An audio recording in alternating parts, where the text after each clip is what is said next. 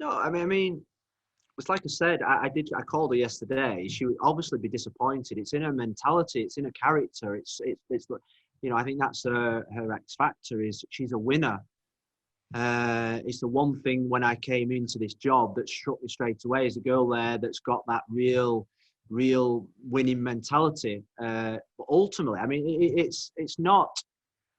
She wants to be in every squad, and I've got to say that's the mentality that I want. Unfortunately, in this period where they didn't kick off in Spain until 2 weeks ago, she has only had 2 games, and during that time, obviously, she missed the last camp because of the COVID travel restrictions.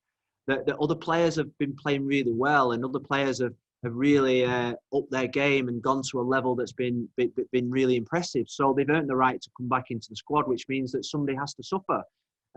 What I would say is that Tony's still a big part of what we want to do. Tony's is always been a big part of what we wanted to do. Her performances, her level of commitment and hunger to play for England won't change. But ultimately, now we're in a situation where the competition for places is probably as fierce as I've ever had it. Well, I think when I came into the job, there was this sort of like realization that we had a certain group of players that always played for England. And we did try and change that a little bit, but ultimately it probably was the same, probably 20 to 25 players that we were picking from most camps. Now I'd say that's up to 35 to nearly 40 players we've got on our list because of the incredible talent that we've got. And the players are now being exposed and playing at a really top level, and which means that players are going to miss out, and it's not a foregone conclusion now that we're just going to see the same England starting 11, the same England team. And I think that's probably difficult for some players, and it's new for some players. But ultimately, I hope that spurs us on to produce better performances. And secondly, I think it's fair to say that when we last spoke to you, or last saw you, should I say, we spoke to you since then. But when we left the She Believes Cup in March, we were all sort of talking about form, and it hadn't been good enough, and you were disappointed, and you were angry, not necessarily at yourself, but I think you were angry with yourself actually about the results have been poor and you weren't getting the team playing. It's interesting to hear you say now that you see this as part of a new stage in the evolution of the team, that this is the start. You can actually sort of dismiss all that, put all that behind you, and start again on this new period. Well, it is the start of a new journey. I think the pandemic period means it just feel like a fresh start. We've obviously got a new manager coming in 12 months' time, which means that there is an evolution here where we're the start of a new journey, of a new cycle of Olympics, then the Euros, and obviously then the World Cup, and there are new players in the squad. So I think since September, since we got the players back in, we've spoke about a fresh start. We spoke about a start of a new journey. We spoke about building something equally as exciting, if not better, than what we'd had for the previous 5-10 years. And I think in sport, in life, sometimes you've got to keep evolving. You can't just keep thinking about what we've done in the past and what we've done, a month ago or in the last camp. I want it to be. I want new things. I want us to start looking forward to the next 3 years. The next 3 years for women's football, I think, are going to be the most exciting. I thought the World Cup in 2019, was exciting, but I think the next 3 years are going to be better. And I think the journey that we now want to take the players on is going to be better than the journey that hopefully they've had on in the past. And that's why I keep talking about this new journey, because it is new, it is fresh. The world's changed. Women's football has changed, and I want us to embrace it and take the leap forward and take the jump forward. Just finally, why do you think it's going to be more exciting? Why for the next 3 years? Well, if you look at the first 3 or 4 games of the season, you look at the investment and the coverage of women's football. I think after the World Cup, the concern was, can it sustain? Can it stay? Can it stay at the level we don't? I think it's gone beyond that, because what we're seeing at the moment is, on Sunday every women's game was on some kind of platform. Then you can watch French football on BT Sport. It's going from better to better. The players that are now coming to this country and the level of performances that I've seen in the first few games of the season are far greater than what I saw before the pandemic. Are far more intense, physically better, technically better, tactically better. There's more intensity to the league. There's more competition.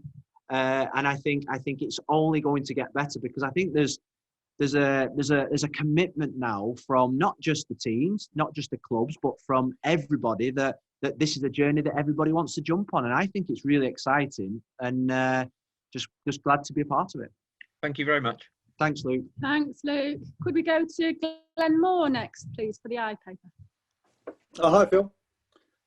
Morning, Glenn. I noticed you've got 11 Manchester City players in the squad, basically a whole team. Yeah. And a couple of Everton players. It's 5 days before the cup final. Yeah. Have you had any discussions with Gareth about how much you're going to work the Manchester City group? Because obviously it's not really ideal for him. No, I've not yet had that conversation. To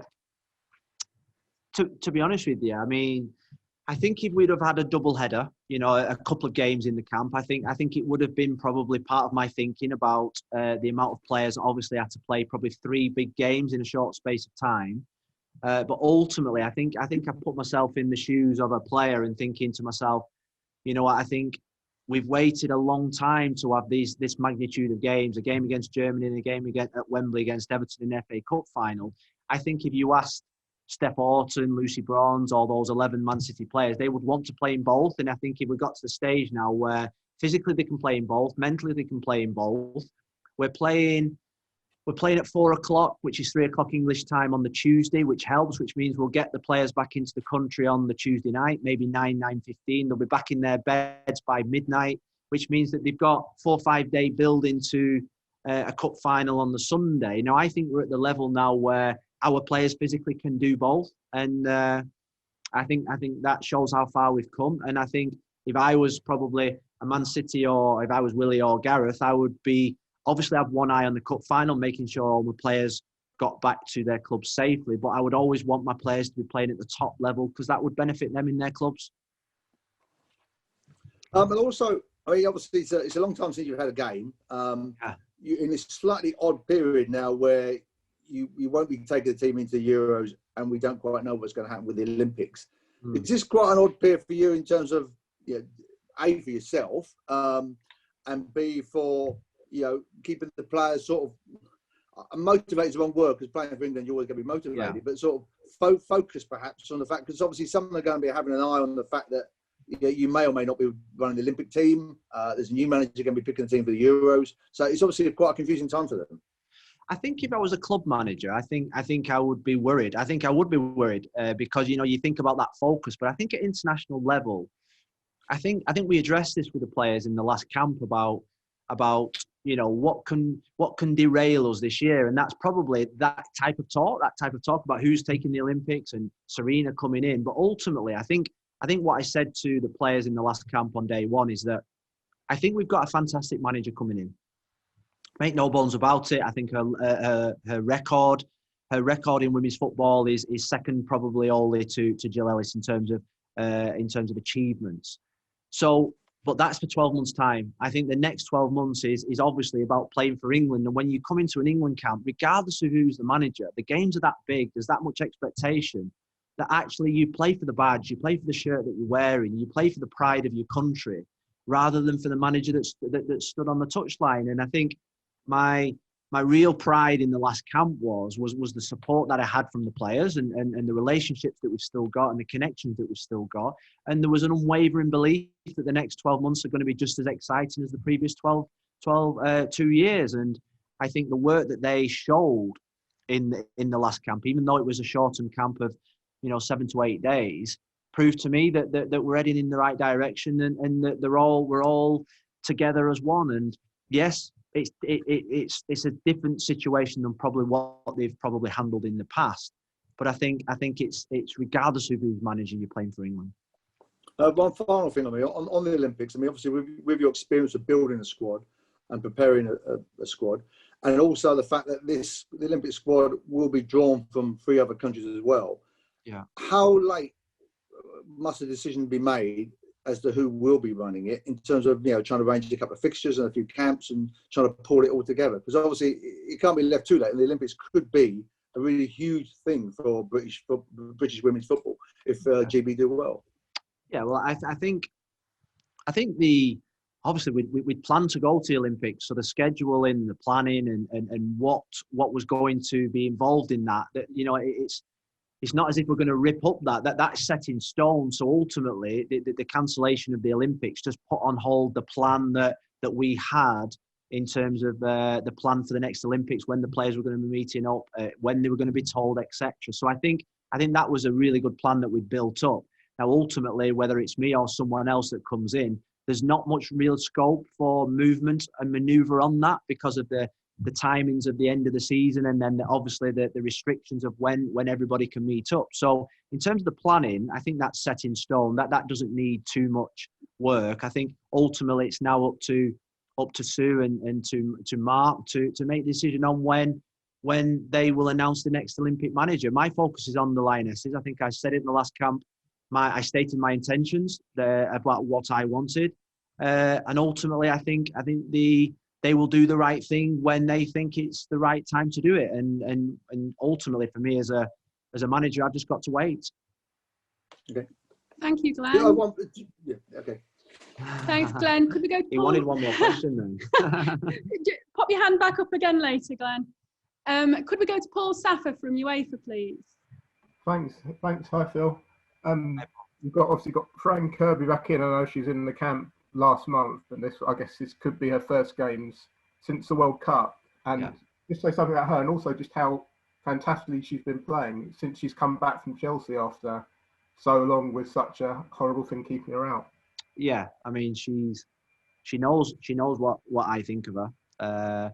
She knows obviously the great work that Emma Hayes has done with her. I've obviously been speaking to Emma a lot over the last 12 months about Fran, and it goes obviously beyond football what she's gone through, and she's handled it incredibly. The one thing that's probably annoyed me probably in the last 2 or 3 weeks is that you watch the coverage and you go to games, and the focus has been on the USA players and obviously Harder that's gone to Chelsea. I think what we mustn't forget is that I think Fran Kirby is one of the best players in the world, and we shouldn't forget our own. And I think we sometimes as a country probably look afar and think, oh, well, they're better than us. But I think what I've seen this season is that, yes, the Americans coming to the league is brilliant, and I think they're fantastic players. But not one of those players that's come to the league has played as well as our Fran Kirby, and we must remember that. And when it was nice to see Karen Carney give that type of praise on Sunday, because she is world class. She is a game changer. She can do things that probably most number 10s can't do. The ability to turn in tight spaces, the ability to glide past players, to see the pass. If you look back to My Second She Believes, the pass she played for Nikita Paris over the top, first time into her from Lucy Bronze. Now nobody, I didn't see one probably person. Well, probably did, but I forget. But not one person saw that actually was world class. The ability to receive and play first time over the top of a defence, which was playing really low on the edge of the box onto where Nikita didn't have to break a stride. That is her quality. And I think when you look at her in training, you look at her performance, you look at her, the attributes that she's got. She is at this moment in time one of the best players, most exciting players in world football.